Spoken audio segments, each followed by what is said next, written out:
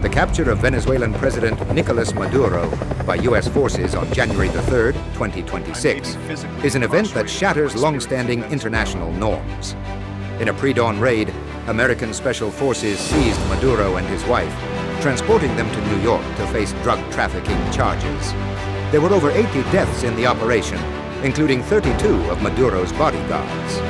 The operation was followed by a declaration from U.S. President Donald Trump that the United States would run Venezuela and open its vast oil reserves to American companies. Maduro himself declared in court, "I am President of the Republic of Venezuela, and I am here, kidnapped, since the 3rd of January, 2026. This act of state kidnapping of a sitting president has triggered a global crisis, with the BRICS alliance, Brazil, Russia, India, China, South Africa, at the center of the geopolitical response. The BRICS bloc, founded on principles of sovereignty and multipolarity, has reacted with unprecedented unity in condemning the U.S. action. China and Russia have led the charge. China's foreign ministry condemned the hegemonic behavior as a serious violation of international law. Russia's UN envoy resolutely condemned the U.S. military aggression and called for Maduro's immediate release, labeling the kidnapping a harbinger of a return to lawlessness and U.S. military aggression. India has expressed deep concern and called for peaceful dialogue, a characteristically balanced but firm stance that underscores the gravity of the situation. Brazil under President Lula condemned the attack as crossing an unacceptable line and an extremely serious affront to sovereignty that recalls the worst moments of foreign interference in Latin America. South Africa has been particularly vocal, with political and civil society groups blasting the invasion as an act of imperial aggression and international piracy aimed squarely at seizing Venezuela's oil and minerals. So has the U.S. achieved a regime change in Venezuela? Or is the Venezuelan state still functional? And more importantly, will Venezuela choose a path of resistance against the U.S. takeover of its oil industry? It seems that despite the decapitation of its leadership and the initial shock, the Venezuelan state has not collapsed.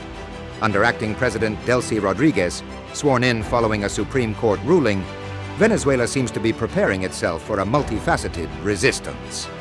The strategy to thwart American coercion and protect the nation's oil wealth involves several critical lines of defense. First and foremost, the constitutional and military continuity is extremely important. The immediate endorsement of Rodriguez by the defense minister and the military is the first firewall and an effective strategy. But will Rodriguez withstand the threats and pressure by the Trump administration? That remains to be seen.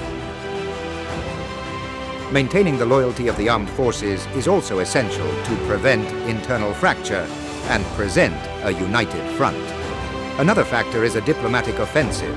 Initial reports suggest Venezuela, with BRICS support, is leveraging international forums. It has denounced the act at the UN Security Council, with allies like Russia demanding accountability. Pursuing cases in international courts, while symbolic, helps sustain diplomatic pressure and legitimize the resistance. This is the core of the struggle appears to be the oil and mineral wealth of Venezuela. The U.S. president has explicitly linked its actions to gaining control of Venezuela's oil reserves. Questions are now being raised. Can the Rodriguez government actively invoke and expand pre-existing agreements with Chinese and Russian state energy firms, giving them control of key oil fields? And can the Venezuelan government turn to BRICS partners and BRICS financial institutions to create sanctions-proof channels for oil revenue? Domestically, the government is framing this as a patriotic war of independence against imperial plunder. Internationally, it is relying on the collective diplomatic and economic weight of the BRICS and the broader global South, as seen in the strong condemnations from South Africa and Brazil, to isolate the U.S. action politically. The kidnapping of President Maduro has set a new, dangerous precedent. This kidnapping is not merely a bilateral crisis between the U.S. and Venezuela. It is a strategic shock that validates the BRICS' long-standing warnings about Western unilateralism. The bloc's unified condemnation marks a significant geopolitical alignment. For Venezuela, the path forward is fraught with danger, but its resistance, buttressed by BRICS support and a strategy of constitutional resilience and resource denial, can ensure that the U.S. bid for control will be met with formidable opposition. The ultimate outcome will determine whether the 21st century world order is defined by the law of the jungle or by the collective defense of sovereignty.